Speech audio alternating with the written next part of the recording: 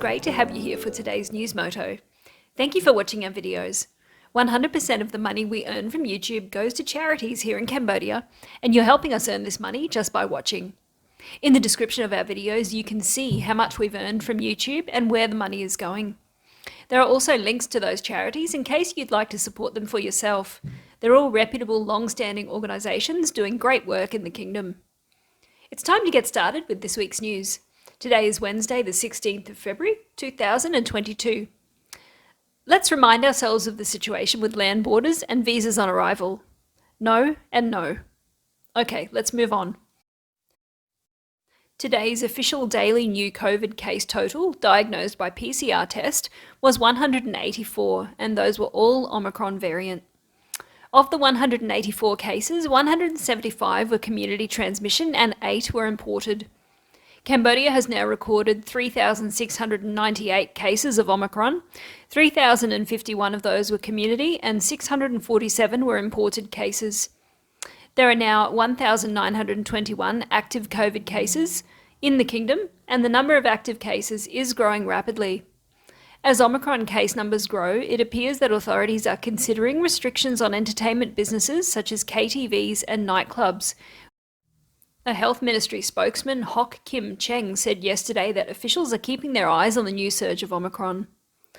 Omicron runs wild, unlike Delta and Alpha, despite the mild health condition once people are infected, but this works only for those who are at least fully vaccinated or even received the booster shot. For the unvaccinated, they might fall ill, he said. While the confirmed cases are increasing, it is devastating to what the government has built for the country to recover from the pandemic. It will lead to a big outbreak and lockdowns, several businesses shut down, an unemployment crisis, and so on. We were almost there, he said, but now the surge is happening. You might remember a while back, Cambodia received special freezers that would allow storage of the Pfizer vaccine, but the need for uninterrupted cold chain storage has now been lifted.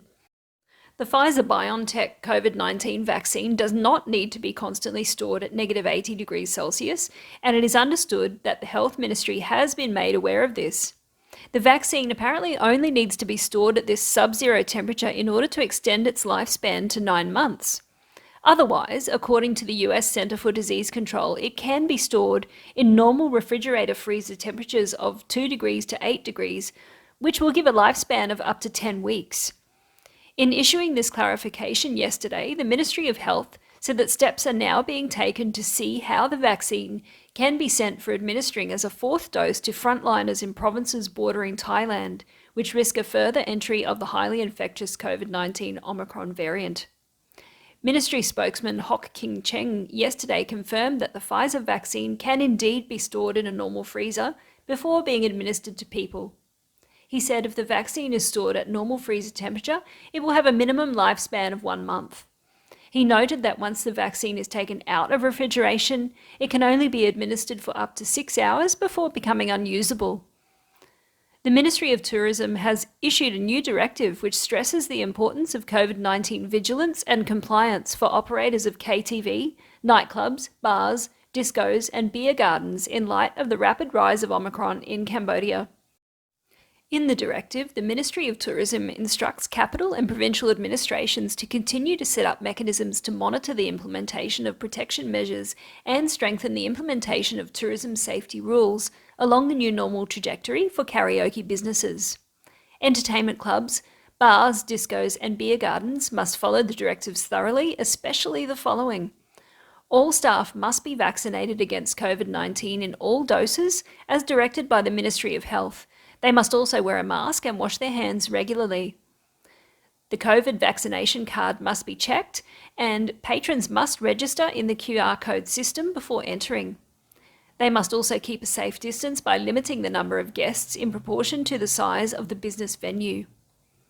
Karaoke, entertainment clubs, bars, discotheques and beer gardens must not exceed the maximum load at each business location by keeping the security gap according to the instructions of the Ministry of Health. I think security gap sounds much better than social distancing.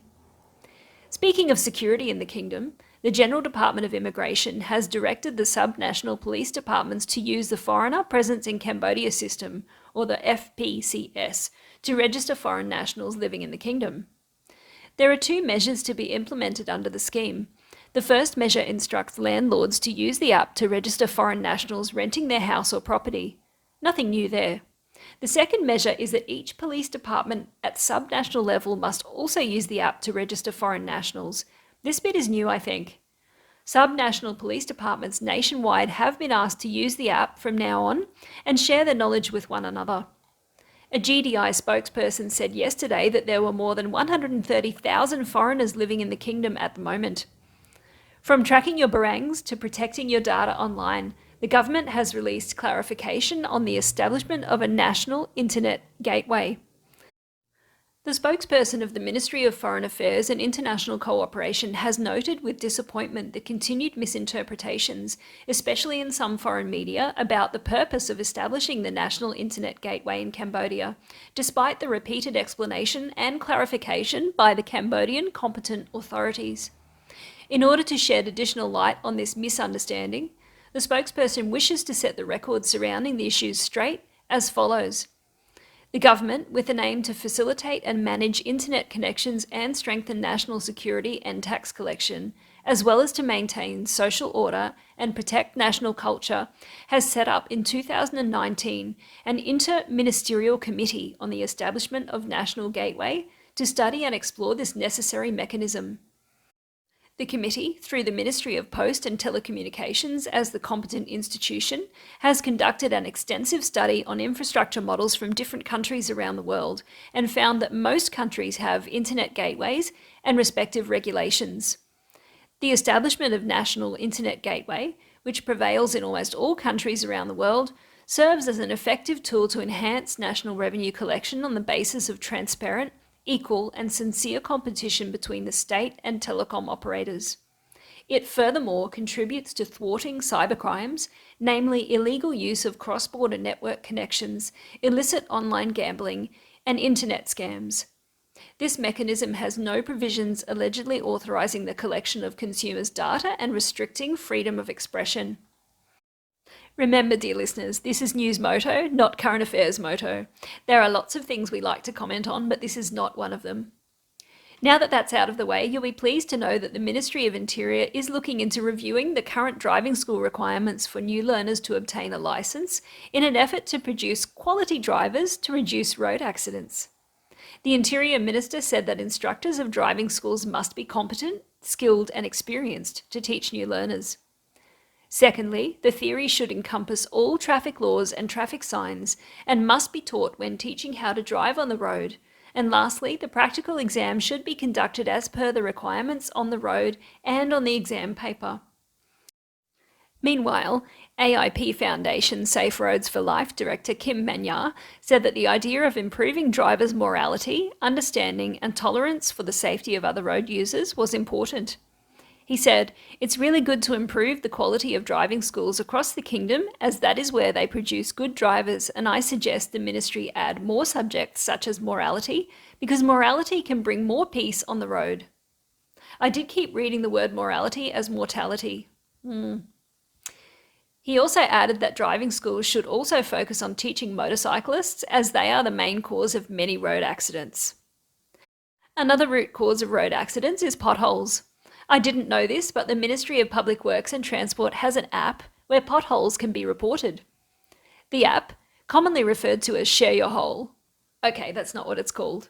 It's called, I don't want to share my hole with you because you'll come and fill it in with super sharp shards of brick. No, it's not called that either. The benignly named Road Care app allows users to report potholes by taking a photo and logging the GPS of the offending hole.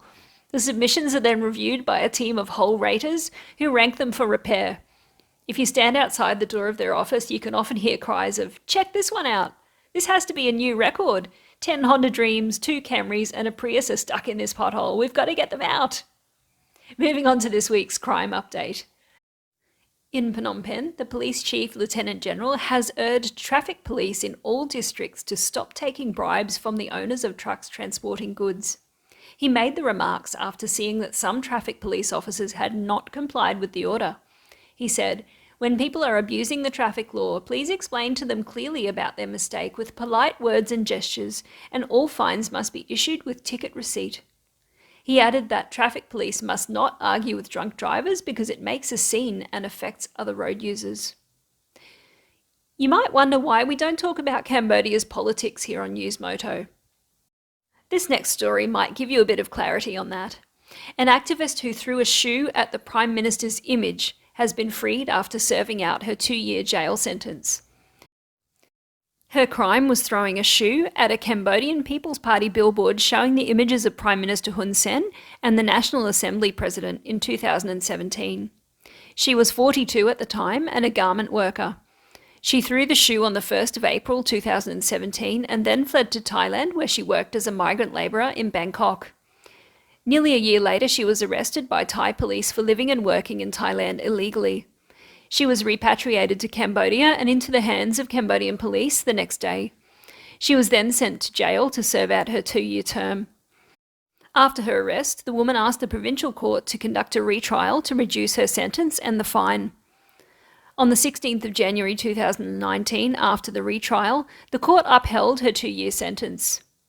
She then lodged with the appeals court, which also upheld her sentence on the 2nd of June 2019.